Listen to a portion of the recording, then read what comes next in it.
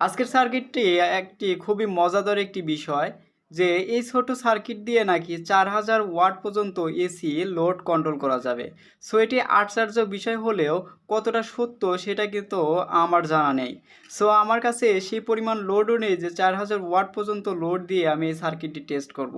So আমি ছোট্ট মানুষ, জাস্ট ছোট্ট একটি লোড ব্যবহার করে আপনাদেরকে জাস্ট দেখিয়ে দেবো যে এটা কেমন কাজ করে। ভিডিওটি শুরু করার আগে আপনাদের কাছে ছোট্ট একটি রিকোয়েস্ট, যারা এখন পর্যন্ত আমার এই ছোট্ট চ্যানেলটাকে সাবস্ক্রাইব করেননি, প্লিজ এই সাবস্ক্রাইব বাটনটিতে একটি ক্লিক করে আমার সাথেই থাকবেন। কারণ আপনারা যদি সাপোর্ট না করেন তাহলে এই ধরনের মডিউল বা আমার সামনের যে ভিডিওর পরিকল্পনাগুলো আছে সেগুলো কিন্তু সম্পূর্ণ বৃথা যাবে। সো আপনারা একটু সাপোর্ট করলেই কিন্তু আমি নতুন নতুন ভিডিও নিয়ে আপনাদের মাঝে হাজির হতে পারবো। সো কথা না বাড়িয়ে চলুন শুরু করা যাক। এই সার্কিটটির কোনো মডেল নাম্বার নেই, গায়ে কোনো মডেল নাম্বার বা কোনো ডিটেলসও দেওয়া নেই। জাস্ট এখানে বলেছে যে এই সার্কিটের কেসটা খোলা যাবে না, অর্থাৎ এই কাভার বা বডিটি কোনোভাবে খোলা যাবে না। সো এছাড়া কোনো ডিটেলস এর গায়ে লেখা নাই। আমরা অনলাইনে যদি সার্চ করে দেখি তাহলে এই ডিভাইসটির মাধ্যমে বলেছে যে সর্বোচ্চ 4000 ওয়াট পর্যন্ত আমরা নিয়ন্ত্রণ করতে পারবো বা স্পিড কন্ট্রোল করতে পারবো বা ডিমার হিসাবে ব্যবহার করতে পারবো। সো যাই হোক, আমরা এখানে যদি কানেক্টর দেখতে পাচ্ছি 4টি কানেক্টর।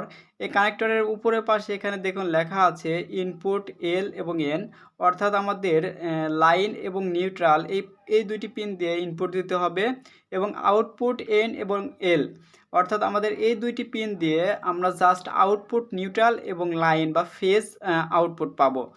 এখন আমরা খুব সহজেই এই ধরনের এসি কট দিয়ে ইনপুট ভোল্টেজ 220 ভোল্ট সরাসরি দিতে পারবো। এখানে লাইন এবং ফেজ যদি আপনারা অ্যাকুরেট দিতে পারেন সেক্ষেত্রে কিন্তু অবশ্যই ভালো পারফরমেন্স পাবেন, অর্থাৎ লাইনে লাইন এবং ফেজে দেওয়ার চেষ্টা করবেন, তাহলে ভালো রেজাল্ট পাওয়া যাবে বা আমাদের এই সার্কিটটি ভালো টেকসই হবে।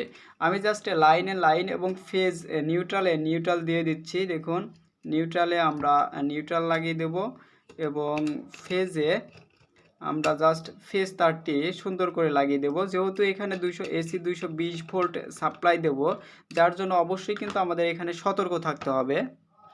আর আমি এখানে লোড হিসেবে বলছি খুবই ছোট্ট একটি লোড ব্যবহার করব। এটি 100 ওয়াটের একটি লাইট 220 ভোল্টের। আমার কাছে এছাড়া আমার ভারী কোনো লোড দেখানোর মতো নেই, যার জন্য আমি এই লোডটি ব্যবহার করছি।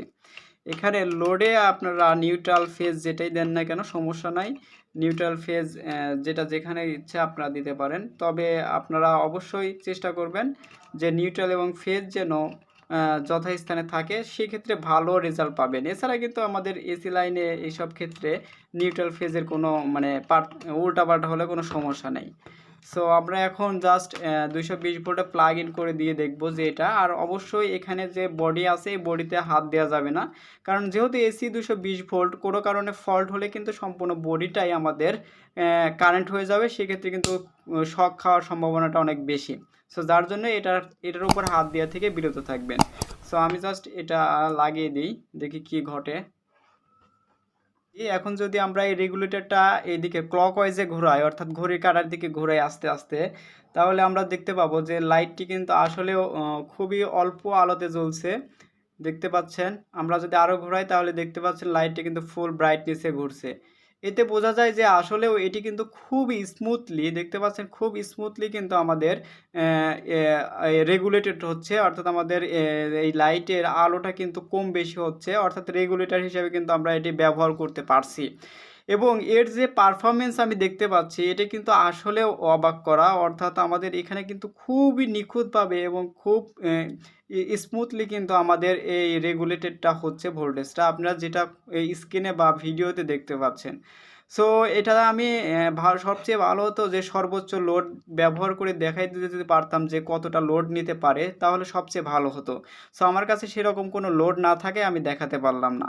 সো যাই হোক, ভিডিওটি আর বড় করতে চাচ্ছি না। যদি ভিডিওটি ভালো লেগে থাকে তাহলে অবশ্যই লাইক কমেন্ট করবেন।